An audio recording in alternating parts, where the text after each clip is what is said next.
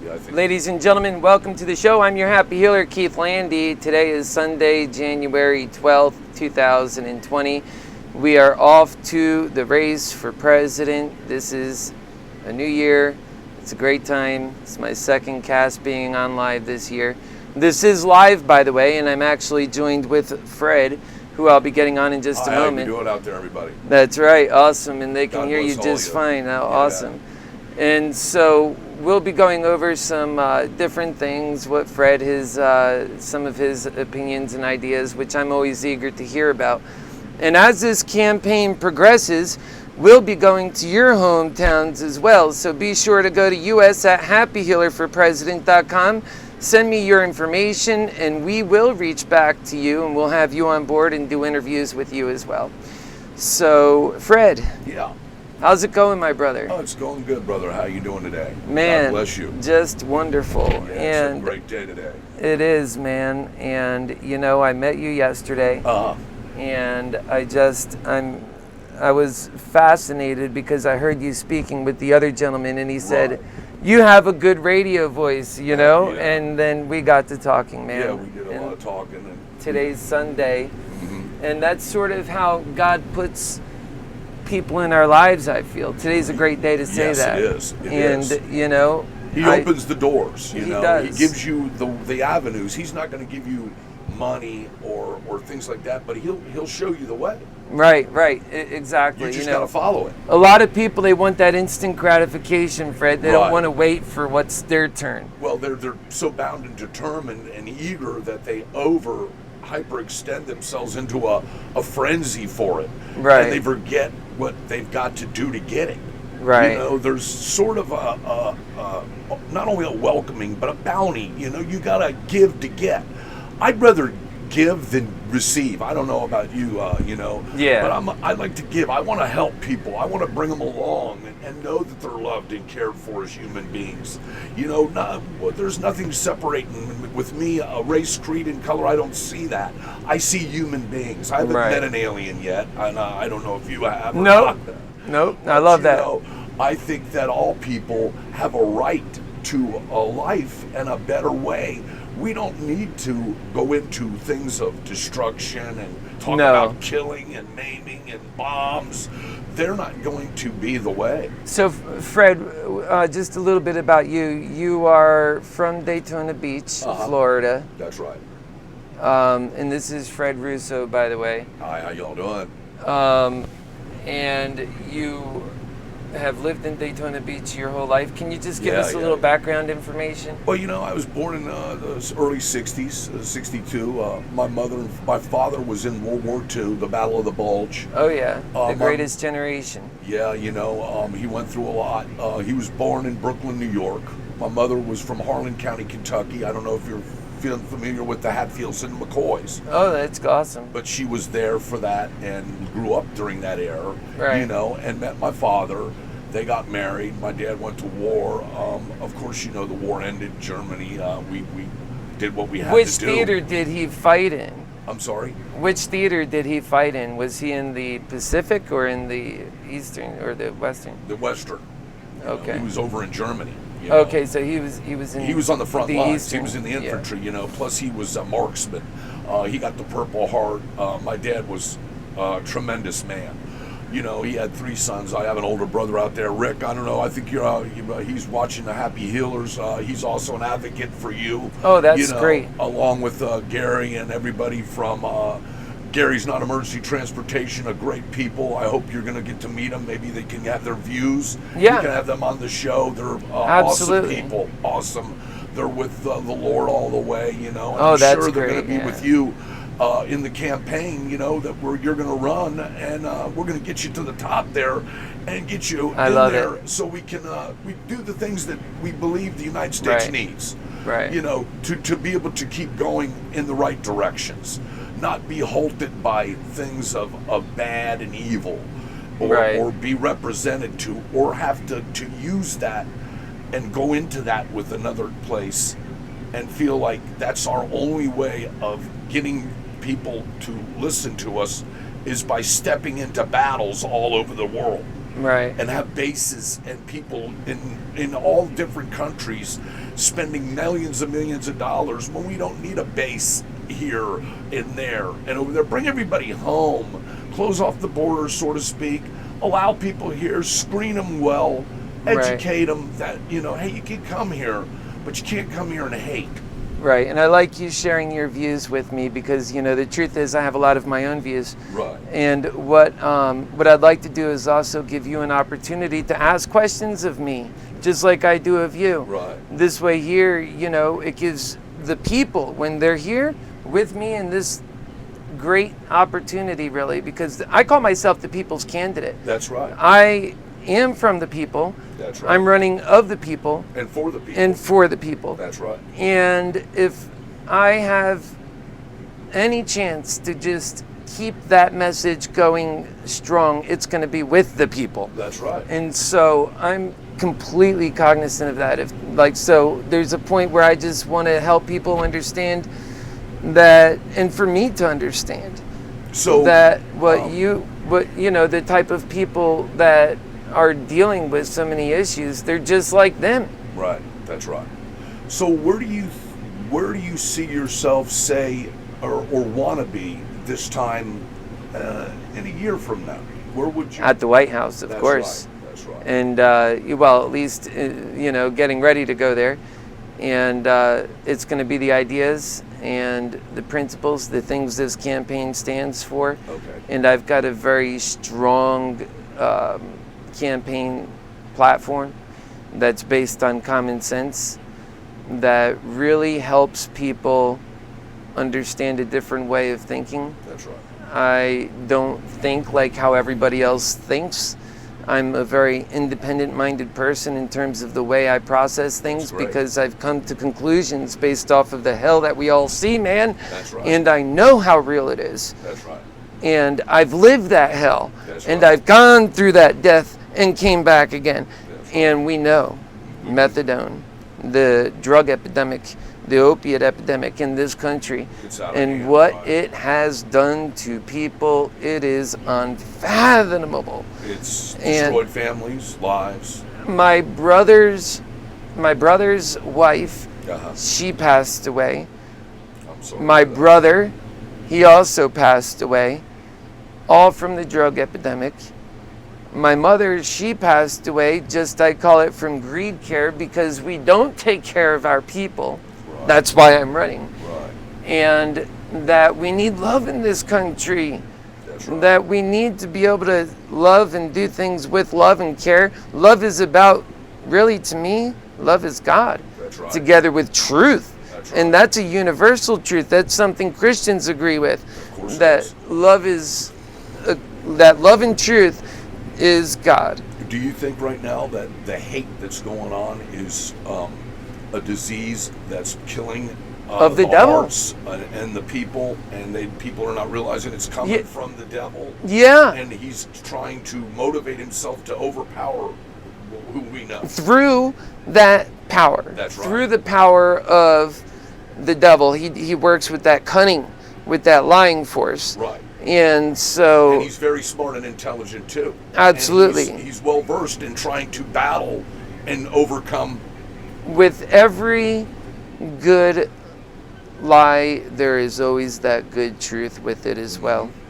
That's what the devil uses in order to trick people. That's right. And, I have some strong opinions in this way, and I tell people, you don't have to agree with me on my theological views in order to agree with me on what is right to do for America. Right. But I can tell you this. My theological views, love and truth, the essence of God, it's nothing to be feared. That actually brings us closer to what is right to do, not what is wrong to do, and it starts to but what is right to do. Don't you believe that? It starts to become natural the more you believe it. Yeah, oh yeah. And some people, they say, oh, well, I can't do that. Love for me, it's fake. If you don't believe in it. If you don't believe in it, that's absolutely right. Then it is fake. You're just using it as a tool. Right. And that's what greed hell does. And I talk about the very scary nature of greed hell. And that greed, hell, Money does that. Greed, hell, in its essence, is how we're all operating off of the system these days. Everything's about money first. Yep. Humanity has no value over money. That's and it right. should be that humanity is above money in value. You By talk all about means. it. Yeah, By see, all means. you're so, You know, I could and- tell and you're you know- lighting up Yeah. from that. You know, agree. It's so strong when you talk about it. We know that it'll pit family member against family member. It'll pit good against bad. It'll let bad overcome good. And Right. consume Money is somebody just so and awful. just, That they'll greed is so walk off strong. and go to great lengths to defy their family, defy Jesus Christ. I know. For money. Unbelievable. The preacher these days, before you can have your soul saved, you need to do the donation. Yeah, you got it. What is it called? There's these guys on TV that come up and tell you, hey, make a pledge. Pledge Right. today 100 times, and it'll come back to you 15,000-fold. That's So a people are lie. donating And the $30 devil's a liar. $100, and they don't know that this guy is bound by the devil and following him. And they're turning people away from God. And That's right. so I say that's not the selfless nature of love at work. The selfless nature of love will give you all the value it has to give, and then it would trust that you would love it back enough to do the same. That's right. That's what the selfless nature of love does. That's right. It doesn't worry about what it can get back. It worries about what it can give. It worries about who needs. That's right. And it solves those needs. It cares. Yeah. Greed, on the other hand, is such a cunning lying force, and of course we know it to be the devil because of that. Of course.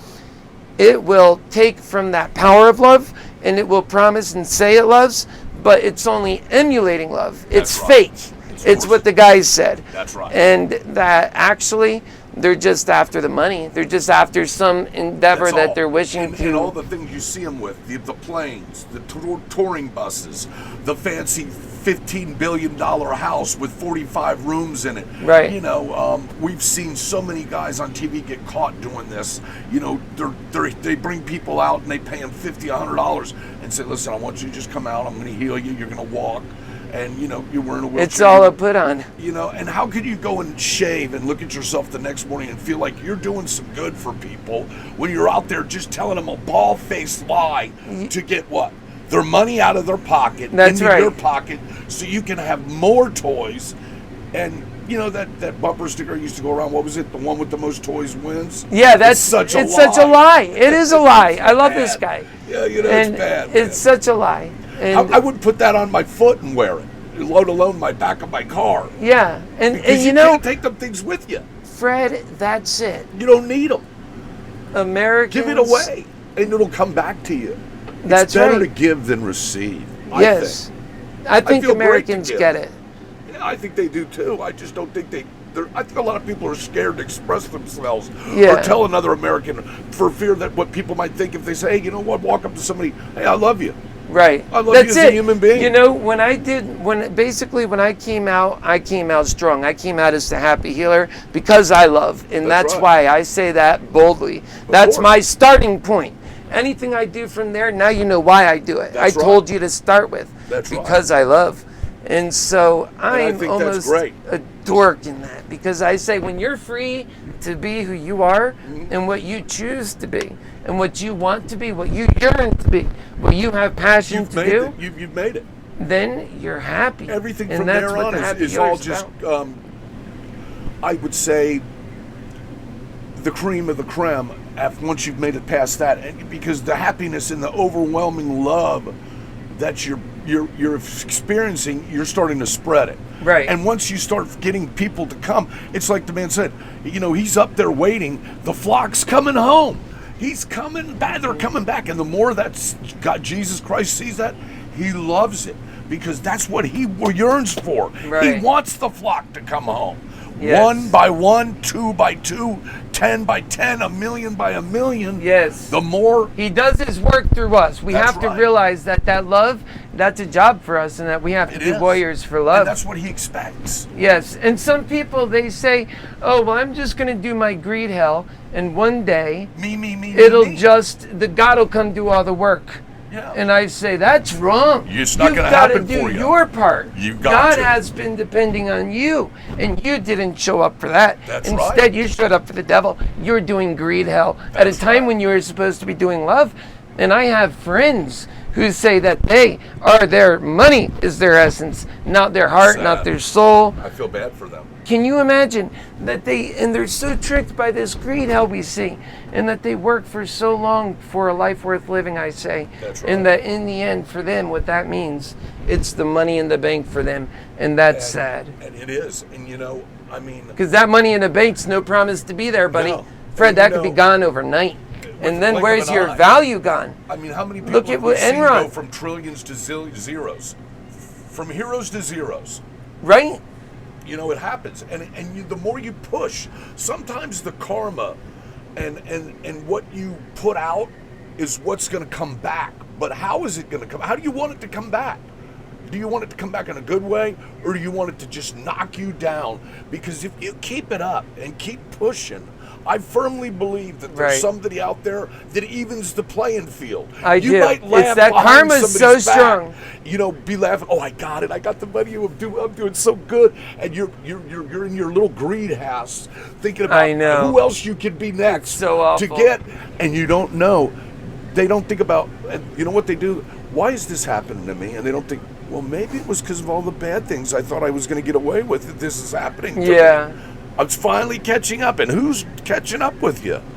Who is it? Is it the devil? No, it isn't him catching up with you and trying to guide you in the right direction by saying, "Hey, enough's enough. Wake up. I know what you're up to. That's right. When It's are you that gonna? truth. I'm here for you, but you're not here for me. I'm not going to be there for you forever." Right. And that's the thing. I think that people, they expect that, God is there whenever you're ready, but in my view, and I think that what people do is they expect God to do the work for them, and that they can just be allowed to do their greed hell, and that they're allowed to say, well, we were imperfect, so no matter what, I have an out with God, and that while here on earth, I have the in with the devil. Right. And you can't be in with the devil and in with God at the same time. It just won't work. It's incompatible. No. That's why I say you can be for love and truth, or you can be for that greed hell. That's right. And now there's another truth, Fred. You can have love and have more. That's right. You can have more in love. You could, like this greed that keeps people starving and dying everywhere in front of us, that's hell. That's and right. It's scarcity. Those people that they're dying from scarcity. And so we live in either greed, scarcity, or God's love and truth and abundance. That's right.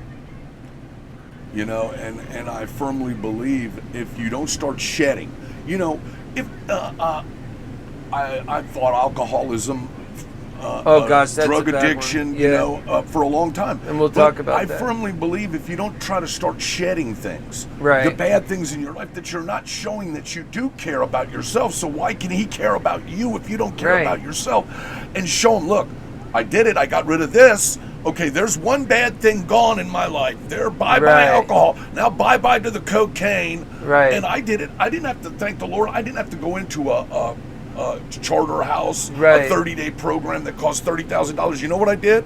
I walked You into a turned to church and God. got on my knees, and I looked up at the picture of him, and I said, please, It's the I hardest thing can't you take could it ever no go more. through. Please help me. I'm weak, and I need your help to get away from this. And he got me away from it. And you were empowered. And I started moving up instead of backwards. Right. And folks, many of you know about my own history. I don't hide that. No. I share that with Fred. That's right. And that we actually met at the methadone clinic. That's There's right. great people there. There's also a lot of people that are just dealing with this, and they're not quite far as along as me or Fred. But they're going to get there. And hopefully they do. Just a couple of days ago, or I heard, it was yesterday actually, I heard that somebody had died because they were getting off the bus, and I don't know, they got hit by a car. Actually, 2 people. Did you hear about that? I heard about the one that got, they were making them park over here. Yeah. Across the street from the clinic. Right. And they were walking across the street, a lady, was Yeah. it? Yeah. That got killed. Yeah. She was DOA. Right. I think something. So I just say, the answers to that they have us going through, and I don't know if you share this opinion, but of course I do. I think that they're causing people that, like, for example, you and I, Fred, I've been going here for long enough to see what the problem is. That's right. And I came from a doctor, but if it wasn't for my experience here, I wouldn't know about all this. That's right. I lost my doctor. There was no reason why I should have ended up at a methadone clinic. I had just lost my doctor. Okay. What I needed was another doctor. That's right. And I was taking methadone from my doctor. He was prescribing me methadone. Understandable. So when I lost him, it was just an easy, the next logical thing to do to get my medication. At the time, I didn't have, and they do greed care. They don't do health care, love care, any of that. No. They do greed care. They're about the money first. And it takes $500 to get a pain doctor. That's right. And so I didn't have the money for that. And besides that, you spend that $500 and then they say, oh, we can't help you. That's right. And then you got to spend another $500 and another $500 to find out that you're not going anywhere. And that's how you end up in these places. That's right. And so we have a serious epidemic in our Very country. serious.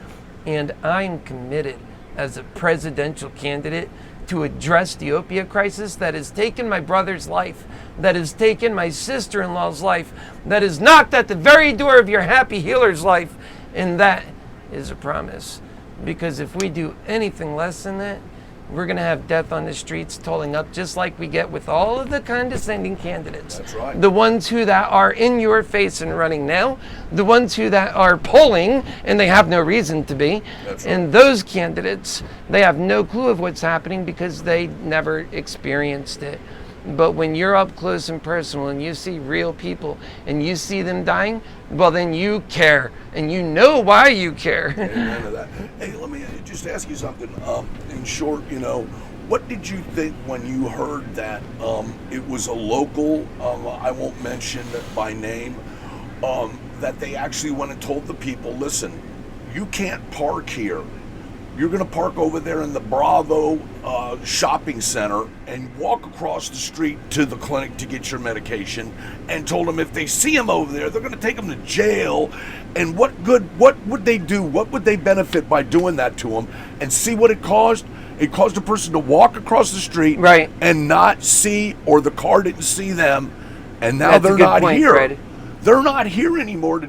Right. And this is happening all the time. And you know what? That violated their HIPAA rights in every way. And those are federally given needs. Right. Federally given rights to be on that property, to get the medication, to kill the opioid crisis that's killing your family and other families. Right. And you too.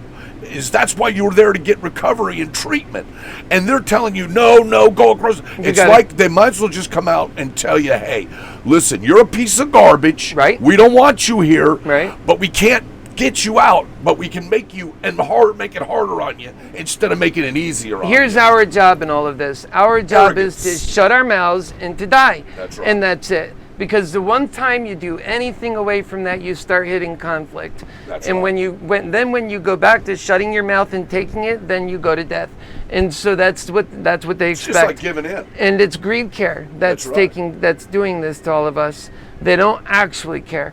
And so you said, do I think it's right that they sent the people across the street? And no, I don't. And what's causing it is because that they're looking at us as subhuman beings. That's right. Not as actual human beings. Below them, not above them or equal to them. That's why it's hard and it's almost impossible to solve this issue. That's right. Because they're not giving respect to the people who are actually dealing with the disease. And you would think they would say, wow, these people are strong enough and motivated enough to come out and admit they have a problem and they want help. But what are we going to do? Death on the streets. I say it all the time, and it's unacceptable. And people, they deal with it. They say it's okay. Every time they say that greed is okay, they're saying that's okay. And you know what's even sadder is when you see somebody that it hits them so hard, they say they give up and say, you know what? I can't get no help. I'm stuck on the opiate dependency, and they go into a corner somewhere and they say, I'm going to give in, and they do an overdose purposely because they feel like they're beat. They're finally browbeat enough, beat down enough. They can't reach no further. They can't. They Right. don't know where to turn. They're out of family. Their family's all gone, Right. died, passed away, whatever, or rejected them in such Right. a way. They're forgotten. And you know, folks, it's the worst thing in the world. These forgotten people, they're so effectively and so efficiently forgotten that when finally there is some kind of accountability against Purdue Pharma, who are they paying? They're paying the states for the very act of having to deal with these subhuman beings. But the actual victims themselves, that is the people doing the dying, they get nothing. They get more death. That's right. You know, and then you got the people that want to put on the suit and tie, go out and say that they're advocating for people, their help and everything, but they won't go ahead. They've already stepped out. They've got the one leg out there, but they won't put the other one out there and go, the reason I'm advocating is because behind closed doors, I'm also an opiate addict. Right. Recovering. So many people You know, dealing they with it. hide it in the closet. And you know what that does? That just keeps eating at the core of the heart and taking away, because you got to keep thinking about it. You just wake up, it's still there. It's Right. not going away. You can drink and get drunk. You know, when the hangover is there, it's still there. The alcoholism and the dependency on the opiate is still there. It isn't going away. No. And they keep looking left, right, forward, behind them for where is the help? Where is it going to happen? What am I going to get out of this? Right, that's it. And I say people who that when they die on the streets, I'm not saying just drug addicts, but even just lovers. That's right. Who don't do greed, they have a hard time doing that greed hell. They would rather just work together with a better system. And oftentimes when you do that, you find yourself losing everything. Well, because people get caught up in the system. Yeah. And left behind and left alone. it's just- not, and it's not okay, I say, because that could even happen to your happy healer. That's Here right. I am, a lover. I sold my home to do this because I care. Ultimately, I'll never stop caring. Those are the kinds of people who should be running, but then they don't run. So That's I say, right. put the power, so then you run. And ultimately speaking, these are the people also that put themselves out 100% completely. And so that when they lose 100%. Because that they were always in it 100%. That they were always prepared to make that sacrifice. And that was for them That's ultimately a life worth living.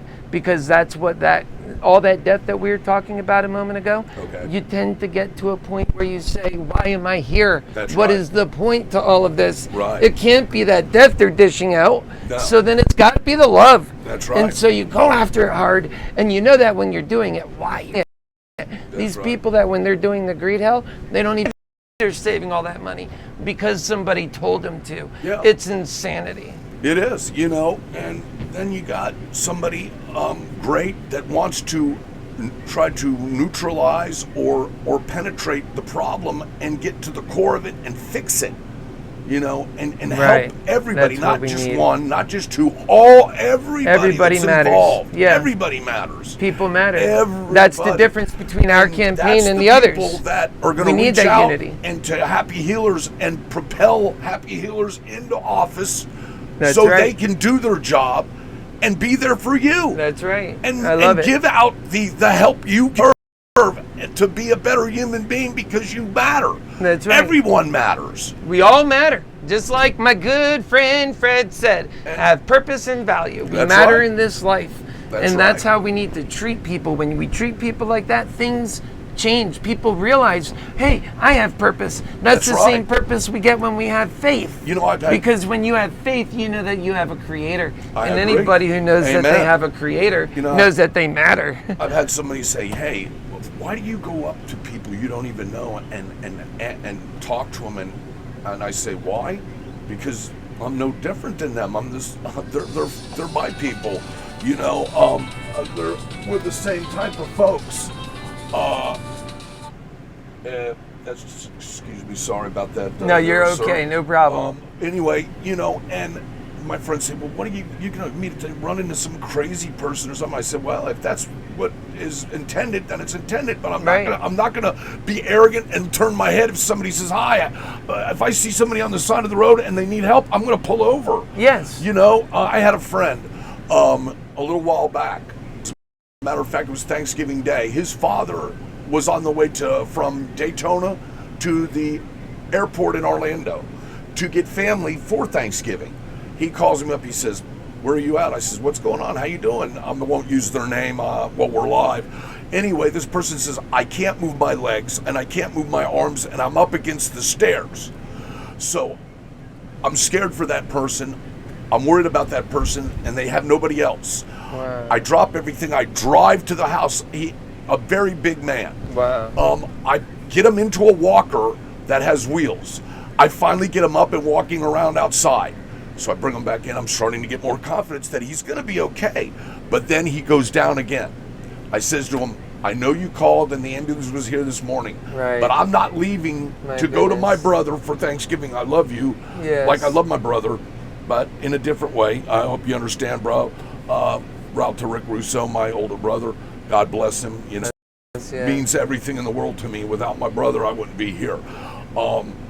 So when speaking about this gentleman, I said, listen, I can't leave you like this. I'm concerned something's wrong. I'm calling 911. I'm calling an ambulance. You're going to the hospital. Please, no, don't do it, please. I did it. Right. I get a call 4 hours later. This gentleman says, you know, I don't know what to do because I said, why? He says, I don't know where to start because they told me if 20 more minutes would have expired, I would have died. He had 0% potassium, and that's what was causing all the limbs to go where they didn't work. He was going to die 20 minutes away from death. And then he says, oh, you saved my life. I said, you don't owe me nothing. What do you think? Why you don't owe me anything? I do owe you. I said, no, you don't. I did it, friend, because I care about you. You're a human and I love you. That's it. That's really enough. That's love all. it. That's all. I don't need money. I don't need drugs. I don't need anything from you. No. You don't owe me nothing. And this is what you get for that. being a human being and falling in the path of Fred. You know, I'm not going to stand idly by, and I could have left. And what would I have done? Well, how would I have felt about myself if I would have opened the paper the next day and seen him in the obituaries? And that's it. That's how it goes when people turn their head. So many times you turn your head, and then you look and you see back at what you just turned your head from, and then you look again, and it's something that you could have